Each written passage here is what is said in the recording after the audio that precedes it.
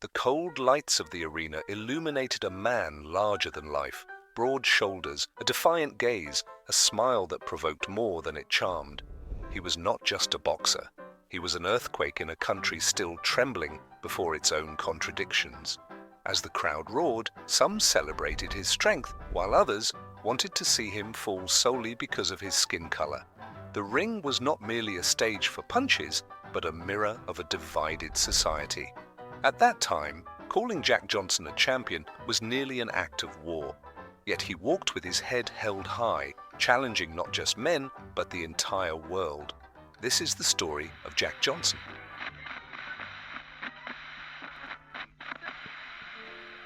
Jack Johnson was born on March 31st, 1878 in Galveston, Texas, just 13 years after the official end of slavery. His parents, Henry and Tiny Johnson, had been enslaved and carried the marks of a harsh life. Young Jack grew up among wooden shacks, dusty streets, and the salty scent of the sea. From an early age, he understood the world would offer him no favors. He worked small jobs, carrying buckets of water, cleaning stables, helping wherever he could to put food on the table. Yet there was something in him that no one could tame, a restless spirit, a spark that refused to bow. While other boys dreamed of following their parents' footsteps, Jack looked beyond the Galveston harbor, imagining a world much larger, with something greater reserved for him. On the narrow streets, Jack had no luxurious toys, but found joy in chasing horses, improvising games with stones and pieces of wood. The constant sound of waves crashing against the docks was like a distant call, reminding him that a world beyond poverty existed. Though surrounded by the weight of segregation, Johnson refused to let others' glances diminish him. He walked tall, even as a boy, as if pride were his only armor. That posture, even in childhood, irritated some, but also revealed the destiny of someone who would not live in the shadows. The young boy from Galveston began unknowingly forging the fighting spirit that would one day place him before the world. As the years passed, childhood play gave way to harder lessons. Jack grew taller, his shoulders broadening under the weight of endless labor. He learned to control horses, mend ropes, and carry loads heavier than many grown men. But strength alone was not what set him apart. It was the way he carried himself, with an audacity that defied the place society tried to impose on him. He would stare back when insulted, refusing to shrink. He would laugh loudly where silence was expected. That quiet rebellion, lived in small daily acts, made him both admired and resented. It was clear to anyone watching that Jack Johnson was not destined to remain just another laborer in Galveston. He was learning, step by step, that survival demanded more than muscle. It required courage, resilience, and the ability to transform every wound into fuel for what lay ahead. As a teenager, Jack sought any work that would earn him a few coins. It was in the ports of Galveston that he learned to endure heavy loads and even harsher blows, the insults and humiliations of daily life. But there was also a place where punches became spectacle. In smoky bars and the back of warehouses, impromptu fights occurred before sailors and bettors. One day, driven by curiosity and the need to prove himself, Jack stepped into one of these clandestine rings. No gloves, no refined technique, just instinct. The first punch he received almost knocked him down, yet something inside refused to surrender. With eyes squinting, he raised a makeshift guard and countered with a strength that surprised the audience. He didn't win that night, but he discovered something greater. His fists could be more than instruments of survival. They could shape his destiny. As he grew, Jack sought every opportunity to fight, even in stifling basements or improvised yards. The money was small, but each bout gave him something far more valuable: experience. His style was still raw, yet already showed signs of something unique. Quick movements, sharp reflexes, and a confidence that irritated his rivals. The newspapers did not speak his name, but in the streets of Galveston, his fame spread by word of mouth. He did not just fight. He defied invisible rules that sought to keep a young black man in the place society had determined.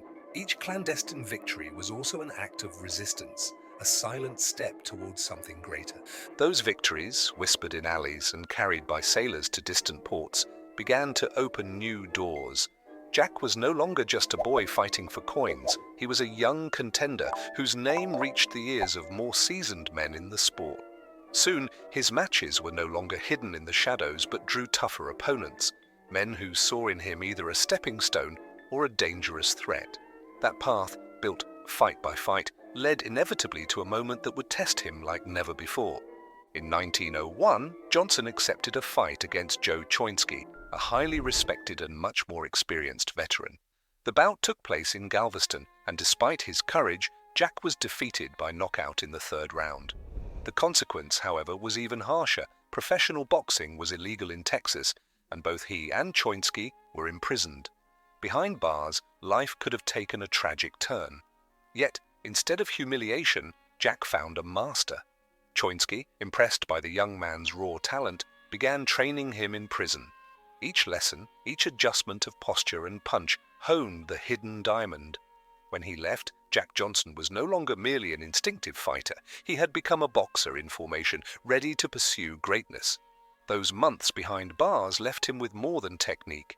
They gave him discipline, patience, and the belief that he could face adversity with intelligence rather than brute force. He had glimpsed a world where boxing was not only survival, but also art, and that vision became a fire within him. Leaving prison, Johnson carried not shame, but a sharpened purpose to test his new skills, to prove that his setbacks could become stepping stones. After leaving prison, Jack Johnson plunged into America's underground boxing world, fighting in clandestine clubs, makeshift rings, and informal challenges. Each victory, often against stronger and more experienced opponents, shaped him not just as a fighter, but as a strategist. He learned to study his opponents, anticipate movements, and turn defense into offense. His body hardened, but his mind became his greatest weapon. Jack sought more than knockouts. He sought respect, recognition, and the chance to break racial barriers that limited black people in nearly every aspect of American life. Each fight was more than physical combat. It was a silent declaration that he was destined to change history. But with every win came heavier burdens. What began as whispers in smoky bars soon grew into a reputation that carried across cities. Admirers praised his style, while critics sharpened their hatred.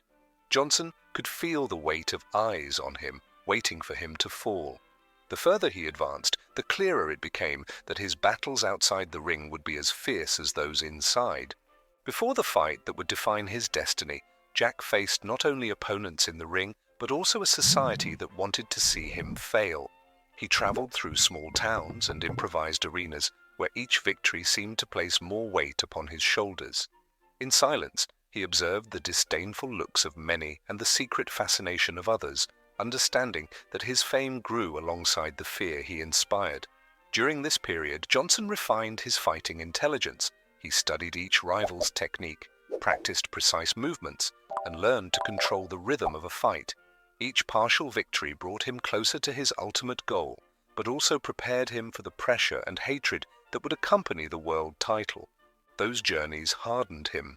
They taught Jack that every arena, whether humble or grand, was a stage where he carried not only his gloves but also the unspoken hopes of many who saw in him a chance for change. By the time he was ready for the world title, he was not just a fighter chasing glory. He was a man shaped by countless battles, each one sharpening his resolve to challenge the impossible. In 1903, Johnson faced Tommy Burns in Canada. Although Burns was the world champion, few bet on the victory of a black challenger in an era marked by prejudice. The fight, intense and strategic, revealed Johnson's true mastery. Every dodge, every counter, every punch carried not only physical strength, but years of learning and resilience. When the final bell rang and Johnson was declared the winner, it was more than a title, it was the beginning of a revolution. The world watched a black man lift the world championship belt, defying prejudice and opening doors for future generations. Jack Johnson was not merely a boxer. He was a symbol of resistance, courage, and transformation. But what happened in that ring was more than a clash of two men. It was the collision of worlds, one clinging to old prejudices, the other demanding to be heard. The crowd did not simply witness a sporting contest. They witnessed history pressing forward, unwilling to remain silent. The confrontation with Tommy Burns was not just physical, but a cultural and social shock. Johnson entered the ring aware that he carried the gazes, expectations, and prejudice of an entire nation. Every move was studied, every dodge planned, every punch calculated with surgical precision. Burns, experienced and resilient, attacked ferociously, but Johnson responded with intelligence, controlling the rhythm and exploiting every opening. The audience, initially skeptical, could not ignore the challenger's mastery. When the final bell rang, the Giant of Galveston raised the belt, and with it challenged a society that refused to accept equality. The victory was not only athletic, but symbolic, a black man proving that talent, courage, and strategy could transcend any racial barrier.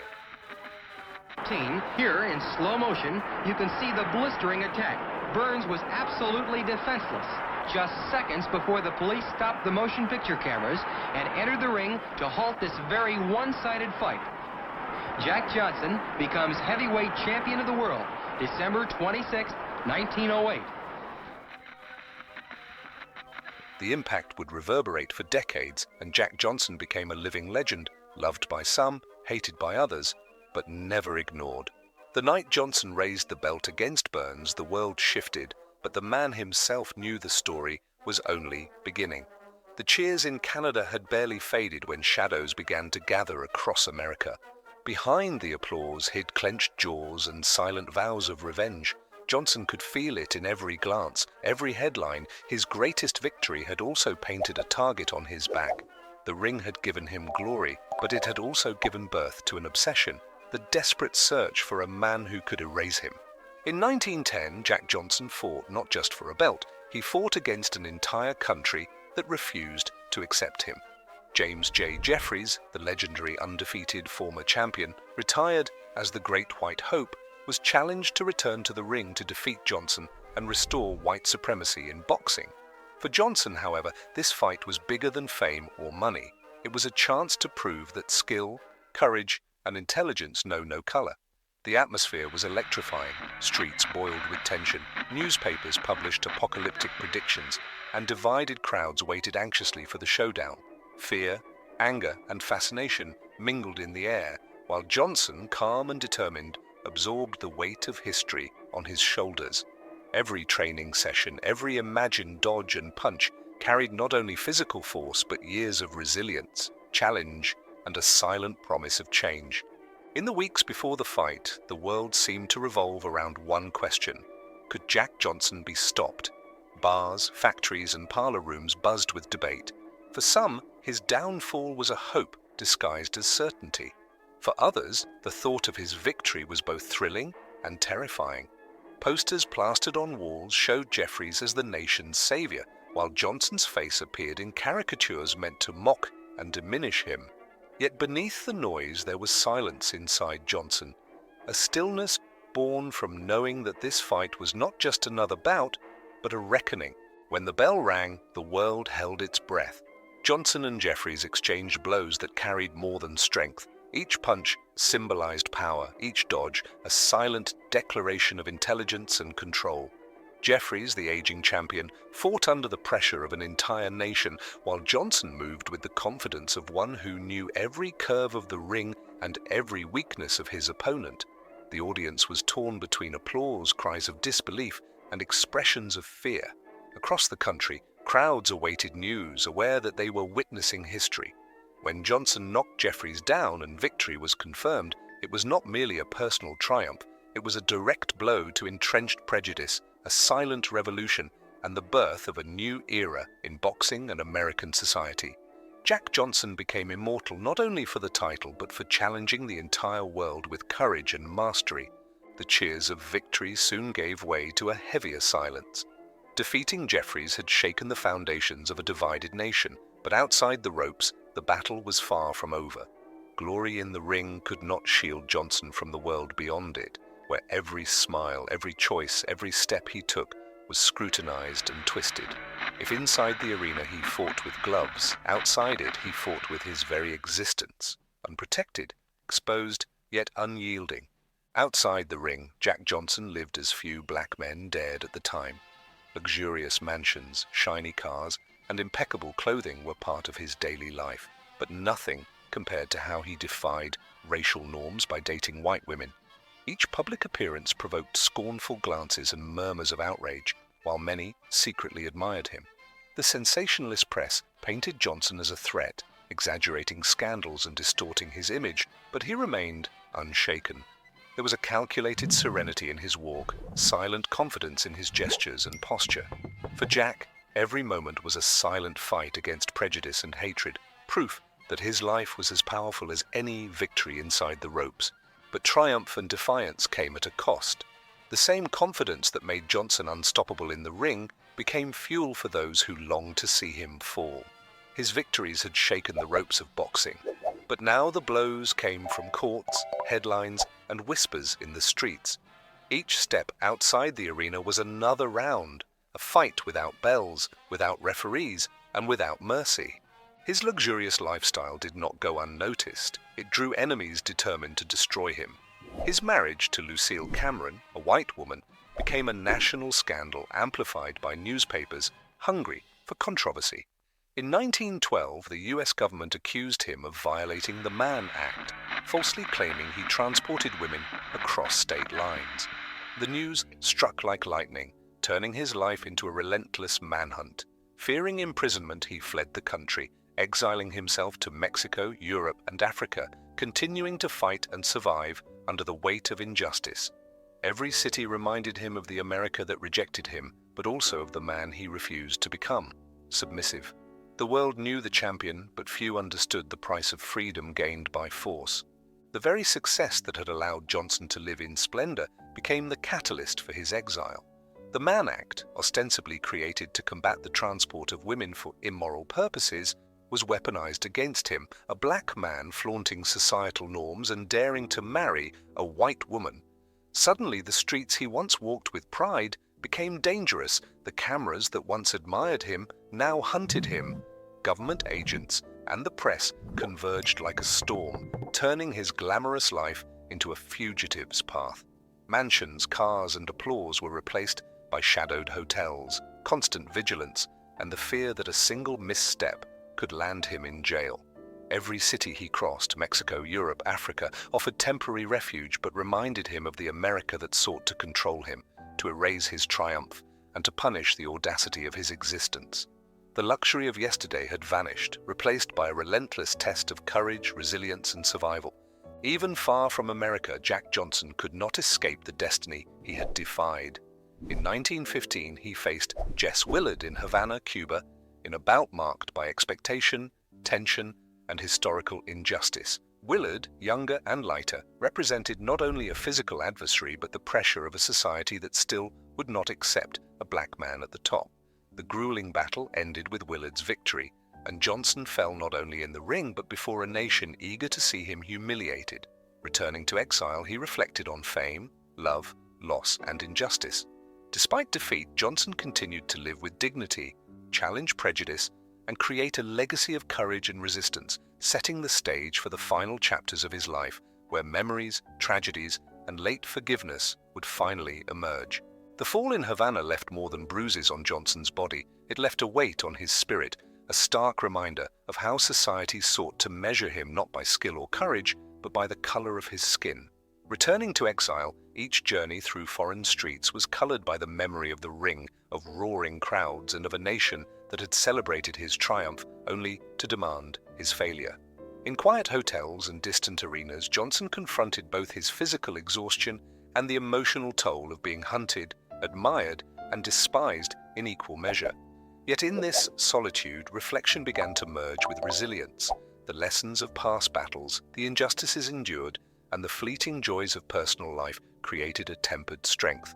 His body may have aged, but his mind remained a sharp instrument, capable of resisting both memory and prejudice. The stage was set for the later chapters of his life, where survival, dignity, and quiet victories would define a legacy far beyond the ropes.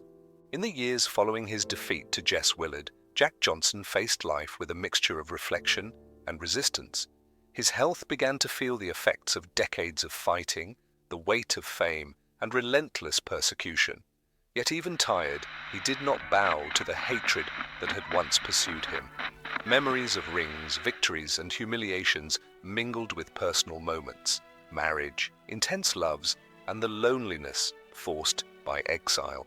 Johnson, once the symbol of a silent racial revolution, now saw his own mortality approaching. Every step he took was laden with recollections of injustice, glory, and survival, but also of learning and serenity. His story did not end with defeat. It was the tale of a man who, even wounded, continued to challenge the world in his own way.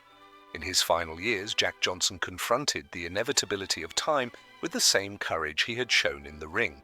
Memories of fights, victories, and persecutions filled his days as he tried to reconcile with a world that had so often rejected him. The injustices suffered, including wrongful imprisonments and legal accusations, remained as invisible scars, but his demeanor did not turn bitter. It became reflective. Friends, former rivals, and admirers appeared to witness his story, finally recognizing not only the champion, but the man who dared to live free, full, and audacious. Every gesture, every word carried the serenity of someone who learned that true victory lies not only in the belt, but in the ability to resist, teach, and inspire.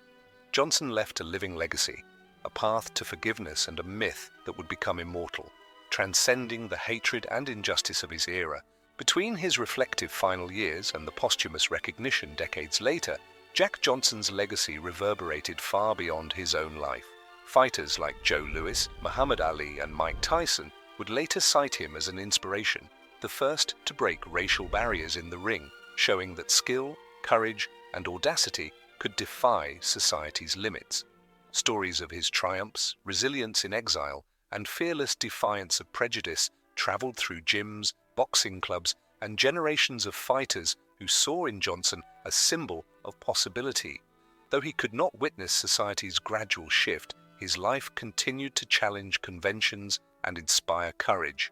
The slow arc of justice may have delayed recognition, but the lessons of Johnson's life, audacity, resilience, and refusal to submit, permeated time, culminating in the eventual symbolic pardon and enduring reverence he deserved. Decades after the days of glory and persecution, history finally looked upon Jack Johnson with the delayed justice denied to him in life. In 2018, the United States government, acknowledging the injustice of the charges that led to his imprisonment under racial and contraband laws, posthumously granted the pardon he never received. Beyond formalities, it was a symbolic gesture, the consecration of a man who lived and fought against hatred, segregation, and prejudice. Johnson's myth transcended the ring. His victories, mistakes, audacity, and love became eternal lessons about courage, resistance, and freedom.